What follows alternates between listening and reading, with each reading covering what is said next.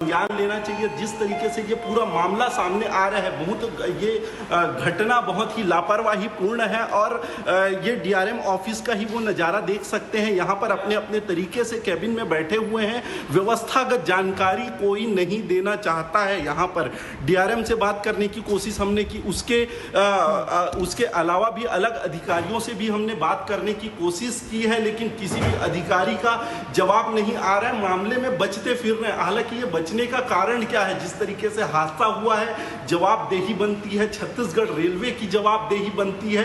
ऐसे में अधिकारियों का भागना एक तरीके से ये दुर्भाग्यजनक है और इस पर भी जो है वो संज्ञान लेने की जरूरत है कि कारण क्या था, कहां पर चूक हुई है, क्योंकि इतनी बड़ी चूक जो है व्यवस्थागत कारणों से ही हुई है। जी बिल्कुल आकाश, क्योंकि भले ही बिलासपुर मंडल का मामला हो जहां पर यह हादसा पेश आया, लेकिन क्या रायपुर में डीआरएम ऑफिस उस रेल मंत्रालय के अंतर्गत नहीं आता है क्या? ये बहुत बड़ा सवाल है। आप बता रहे हैं कि उदासीनता में बैठे हुए हैं, केबिन में बैठे हुए हैं अफसर।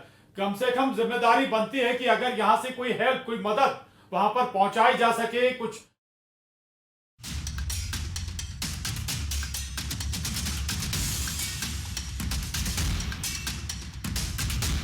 वाकई आकाश, देखिए इतनी बड़ी लापरवाही जब सामने आई है, अधिकारियों ने चुप्पी तो साध रखी है। और इससे पहले भी आपने देखा होगा कई ऐसे रेल हादसे हुए जब अधिकारियों से जवाब मांगा गया, उनसे पूछा गया तो वो बचते हुए नजर आए। क्योंकि अभी शुरुआत में कहना उनके लिए भी मुश्किल होगा। पहले ये हादसे के लिए रेस्क्यू ऑपरेशन जो चल रहा है, सारी चीजें अब सुलझ जाएं, उसके बाद जाकर के अधिकारी आएंगे कि आखिर किस तरह का बयान देना है और किस तरह से चीजें सामने रखनी है कि हो हल्ला ना हो। एक ये भी बड़ा कारण है आकाश।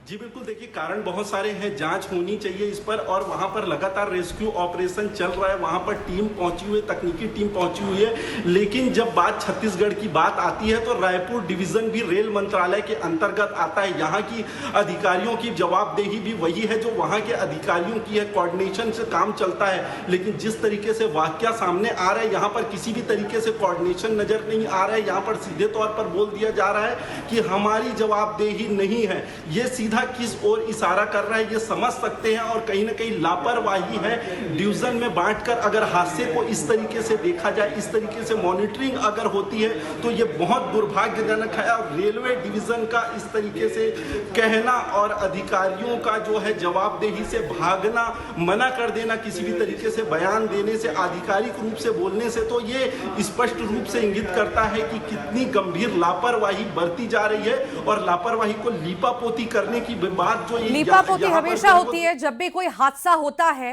तब लीपापोती ही होती है, तब हो हल्ला कुछ समय के लिए होता है, फिर शांति हो जाती है, फिर थोड़ा टाइम इंतजार करते हैं, फिर एक और बड़ा हादसा होता है। शायद इन हादसों से सीख ली जाए समय पर, तो ऐसी तस्वीरें हमें बार बार देखने को ना मिले, बेकसूरों की जान इस तरह से ना जाए। आकाश जी बिल्कुल, अगर हादसे से सीख लेते हो तो रायपुर में भी इतना बड़ा हादसा हुआ था, वहां पर भी जो है यहाँ की टीम ही जो थी वो रेस्क्यू ऑपरेशन कर रही थी और कुछ घंटे में सफल ऑपरेशन हुआ, लाइन क्लियर हो गया। लेकिन इससे बड़ा हादसा जो है वो बिलासपुर डिवीजन में जो है वो हुआ है। और बिलासपुर के अंतर्गत हादसा होने के बाद भी कहीं ना कहीं छत्तीसगढ़ रेलवे में कोऑर्डिनेशन की कमी नजर आ रही है। कोऑर्डिनेशन की कमी इसलिए क्योंकि अधिकारी यहाँ से भाग रहे हैं, जवाबदेही से बच रहे हैं। रेलवे मंत्रालय इस पर संज्ञान ले और छत्तीसगढ़ में जिस तरीके से अव्यवस्था फैली हुई है और लोगों की जान चली जाती है, जवाबदेही से लोग बचते हैं, जिनको जिम्मेदारी दी गई है वो जवाबदेही से बचते हैं, तो स्वाभाविक रूप से बात है कि कहीं ना कहीं रेलवे की व्यवस्था चौपट है और रेलवे मंत्रालय को, भारत सरकार को इस पे संज्ञान लेने की जरूरत है। जी चलिए, शुक्रिया आपका आकाश। लेकिन बड़ा सवाल है कि भाई बच क्यों रहे हैं, भाग क्यों रहे हैं रायपुर डीआरएम के जो अफसर हैं? आखिर इंफॉर्मेशन तो दी ही जा सकती है। स्वाभाविक है कि अगर कोई हादसा होता है तो सभी जगह हेल्पलाइन नंबर जारी होते हैं, अलग अलग जगहों से अलग अलग जगहों के लिए। और ऐसे में अगर रायपुर डीआरएम दफ्तर में ही जो रेलवे के अफसर हैं वो बच रहे हैं तो ये सवालिया निशान है।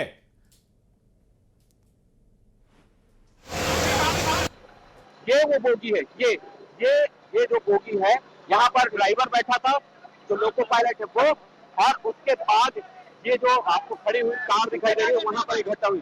देखिए अब कुछ लोगों का जी क्या पीछे में ड्राइवर मर गए हैं, बोगी के ऊपर में गाड़ी चढ़ गई है। पीछे में ड्राइवर मर गए हैं, क्षतिग्रस्त हो गए हैं कई लोग भी, और कुछ लोग जिंदे हैं। आप यही के हाँ, यही कहूँ मैं। क्या आप पहुंच गए थे घटना जब हुई थी तो? घटना के सूचना मिली तो हम लोग आए हैं अंदर पर, गए हैं, देखे कई लोग मरे हुए हैं और कई लोग जिंदा है, जिसको बचाने के लिए ट्रेन आए हैं और कोशिश कर रहे हैं कि 2-4 लोग बच जाए। हम लाल खदान के हैं, अपने देखते हुए हमारे सामने में हुआ है, तो इसको हम लोग बचाने के लिए तुरंत आए, तत्काल बचाने के लिए हम लोग आए थे, और अभी तक हम लोग मदद कर रहे हैं। ये स्थानीय लोग थे जो यहाँ पर मदद करने यहाँ पर पहुंचे थे। अब ये देखिए, ये पूरी टीम जो है यहाँ पर लाव लश्कर से पहुंची हुई है। ये पूरी टीम जो है, अब पूरे लाव लश्कर के व्यवस्था की बात करूं तो चूंकि ये बहुत महत्वपूर्ण और बिजी रूट माना जाता है, बिलासपुर हावड़ा रूट, और यहाँ पर सैकड़ों ऐसी गाड़ियां हैं जो दिन भर रन करती हैं। लिहाजा इस घटना के बाद से यातायात पूरी तरीके से ठप पड़ गया है। कई ट्रेनों को आउटरो में रोका गया है और कई ऐसे ट्रेन है जो लंबी दूरी के लिए रवाना होती है, उन आउटरो में रोककर वहां पर जो यात्री है उनकी अब परेशानी बढ़ गई है, क्योंकि थोड़े दूर में अगर आप लाल खदान के आगे थोड़ा सफर करते हैं तो वहां पर थोड़े जंगल वाला एरिया है, तो वहां पर खाने पीने की कोई चीजें नहीं है। लिहाजा कई ट्रेनों को, जो यात्री ट्रेनों को है, उनको आउटरो में रोक दिया गया है। अब इस घटना के बाद से चूंकि यहाँ पर स्थिति देख सकते हैं कि इस घटना ने सभी को हिलाकर तो रख दिया है, लेकिन स्थिति ये है कि मौके पर जो आला अधिकारी जो पहुंचे हुए, जो टीम पहुंचे हुए हैं, वो यहाँ पर पहुंचकर पूरे राहत कार्य को, बचाव दल है जो वो कार्य कर रहे हैं। ये देखिए, ये जीएम साहब है रेलवे के, ये भी मौके पर पहुंचे हुए हैं और राहत कार्य में लगे हुए हैं, उनकी मदद करते हुए नजर आ रहे हैं। सर एक बात सुनिए, आप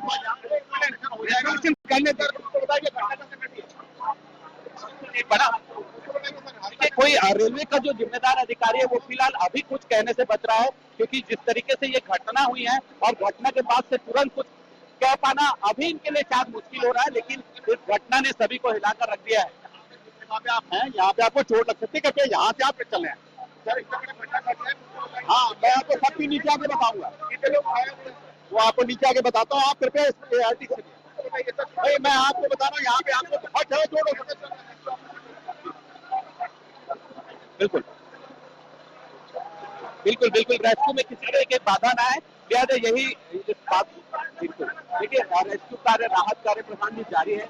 मौके पर जीएम साहब खुद पहुंचे हुए हैं और लोगों को, और जो टीम उनकी पहुंची है वो लगातार रेस्क्यू कर रही है, ताकि जल्द से जल्द जो इसके भीतर जो फंसे लोग हैं उनको बाहर निकाला जा सके, और जो अगर कहीं गंभीर रूप से घायल है तो उनका रेस्क्यू कर तत्काल उनको उपचार दिया जा सके। जो पूरी घटना है ये हावड़ा रूट पर हुई है। चूंकि आप देखिए, अभी मैं इस गाड़ी पर चढ़ रहा हूं जहां पर ये पूरी घटना हुई है, और इस पर आप देखिए, ये वो बोगी है, ये वो बोगी है जहां पर ये हादसा हुआ, और इसी बोगी पर जो है, जो मालवाहक गाड़ी है वो टकराई, और टकराने के बाद जो इसमें बैठे यात्री थे उस पर अफरा तफरी मच गई। ये दूसरे छोर पर मैं आपको दिखाना चाहूंगा तस्वीरें कि किस तरीके से यहाँ पर स्थिति निर्मित हुई है, और बचाव दल जो है वो मौके पर पहुंचे हुआ है। स्थानीय लोगों की मदद ली जा रही है, जो यहाँ पर यात्री थे उनकी मदद ली जा रही है। देखिए ये नजारा, देखिए ये नजारा आप देखिए कि किस तरीके से पूरी घटना यहाँ पर हुई थी। ये देखिए, ये केवल महिलाओं के लिए, माने जो एक बोगी है और सामने का जो इंजन का पोर्शन है वो पूरी तरीके से गाड़ी पर चढ़ा, और उसके बाद ये पूरी घटना हुई। अब यहाँ पर राहत कार्य, जो बचाव दल जो है रेलवे का, वो यहाँ पर पहुंचा हुआ है।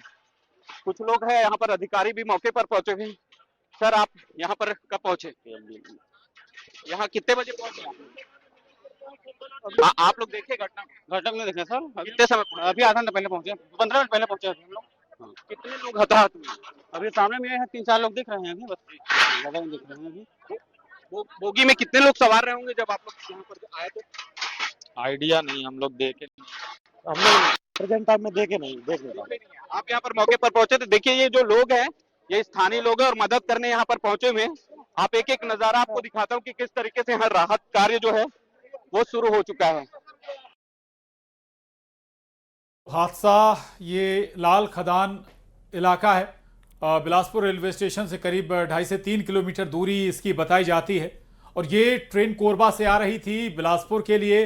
मेमू ट्रेन, इंटरसिटी ट्रेन जो कि दो शहरों के बीच चलती है, और यही हादसे का शिकार हुई है। आमने सामने की ये टक्कर बताई जा रही है, मालगाड़ी बताई जा रही खड़ी हुई थी। इसके बाद बेहद तेज रफ्तार में मेमू ट्रेन आती है और टकरा जाती है। पहली बोगी जिससे सबसे ज्यादा क्षति पहुंची है, नुकसान हुआ है और कैजुअलिटी भी बताया जा रहा है कि इसी बोगी में हुई हैं। और अभी भी चूंकि लोको पायलट अभी भी फंसे हुए हैं और कटर के जरिए उस हिस्से को काटा जा रहा है बोगी के, जहां लोको पायलट फंसे हुए हैं। कोशिश यही है कि जल्द से जल्द बाहर निकाला जाए। कई लोगों की जान भी गई है इसमें, आधा दर्जन अभी तक जो बताया जा रहा है कि आधा दर्जन लोगों की जान इस हादसे में जा चुकी है। आशंकाएं इस हादसे को लेकर कई तरह की जाहिर की जा रही है, लेकिन जो रेस्क्यू ट्रेन है या शुरुआती प्राथमिक इलाज देने वाली ट्रेन है वो भी मौके पर पहुंची हुई है। अफसर भी पहुंच चुके हैं, लेकिन एक सवाल जरूर उठता है कि 2.5 से 3 किलोमीटर बिलासपुर की दूरी है, स्टेशन की दूरी है, बावजूद ये जो रेस्क्यू ट्रेन थी वो करीब आधा घंटे देरी से पहुंची थी। और लगातार उमेश हमारे साथ जुड़े हुए हैं। उमेश, लोको पायलट लगातार फंसा रहा, हालांकि अब यही जानकारी होगी कि अब निकाल लिया गया है। हालत कैसी है, क्या सुरक्षित है, बाकी कुछ जानकारी अभी अपडेट मौके से? रेस्क्यू कार्य अभी भी जारी है। आप देख सकते हैं कि अभी भी जिस जगह पे लोको पायलट के फंसे होने की बात कही जा रही है, वहां पर अभी भी जो टीम पहुंची हुई है, टीम जो है गैस कटर के जरिए, चूंकि भीषण हादसा हुआ था और जब ये गाड़ी इस खड़ी हुई मालवाहक गाड़ी से टकराई, उसके बाद से देखा जा सकता है कि उसके परखच्चे उड़ गए। सामने की जो इंजन है वो पूरी तरीके से एक डिब्बे की तरह सिमट गया। लिहाजा ये माना जा रहा है कि उसे काटने में, उसे गैस कटर से काटने में ही काफी टाइम लग रहा है, जिसकी वजह से जो भीतर वहां पर बताया जा रहा है कि लोको पायलट होने की संभावना जिसकी जताई जा रही है, उसको निकालने में कड़ी मशक्कत करनी पड़ रही है। चूंकि हादसा इतना भीषण था और जब टकराई है गाड़ी तो आप देखिए ना, बिल्कुल सिमट के वो जो एक बोगी होती है वो सिमट के एक डिब्बे के रूप में हो गई है। तो अंदाजा लगाया सकता है कि रफ्तार कितनी रही होगी, हादसा कितना भीषण रहा होगा, और यही वजह है उमेश, कि कई सारे लोगों को तो घायलों को अस्पताल पहुंचाया जा चुका है, पर कई सारे ऐसे भी घायल हैं जिनका इलाज वहीं पर बोगी के अंदर किया जा रहा है। आखिर कितनी संख्या में लोग होंगे, उनकी हालत कैसी है, क्या छोटा मोटा घायल वो हैं या वो भी गंभीर रूप से घायल हैं, वहां पर व्यवस्थाएं कैसी हैं, डॉक्टर्स वहां पर क्या पहुंचे हैं, इस बारे में भी जानकारी दीजिए। बिल्कुल, देखिए रिलीफ ट्रेन जो है यहाँ पर रेलवे की, वो यहाँ पर आपको मौजूद तो दिखाई दे रही होगी। सेल्फ प्रोपेल्ड उप साधन यान, यहाँ पर सुरक्षा के तमाम उपाय रहते हैं। इसमें रेस्क्यू टीम होता है, इसके साथ ही कहा जा सकता है कि इसमें डॉक्टरों की एक विशेष टीम होती है, वो यहाँ पर इस ट्रेन में है। बताया जा रहा है कि जो घायल हैं उनको प्राथमिक उपचार के लिए इसमें एडमिट किया गया है। लेकिन आपको बता दूं, ये जो वाहन है, ये जो रिलीफ ट्रेन है, वो लगभग आधे से 1 घंटे बाद यहाँ पर पहुंची। जब तक के जब घटना हुई थी उस दौरान लगभग 25 से अधिक लोग जो है वो गंभीर रूप से घायल थे। उनको स्थानीय लोगों की मदद से, वहां पर जो लोग कुछ पहुंचे हुए थे, जो यात्री पहुंचे हुए थे, उनको उनकी मदद से निकालकर स्थानीय आसपास के अस्पतालों में और जिला अस्पतालों में यहाँ पर पहुंचाया गया है। वहीं अगर हम कहें तो जब मौके पर पहुंचे थे, ठीक है, नजर बना के रखिएगा उमेश, जल्द लौटेंगे आपके पास क्योंकि रेस्क्यू ऑपरेशन अभी भी जारी है। उमेश, लौटेंगे जल्द।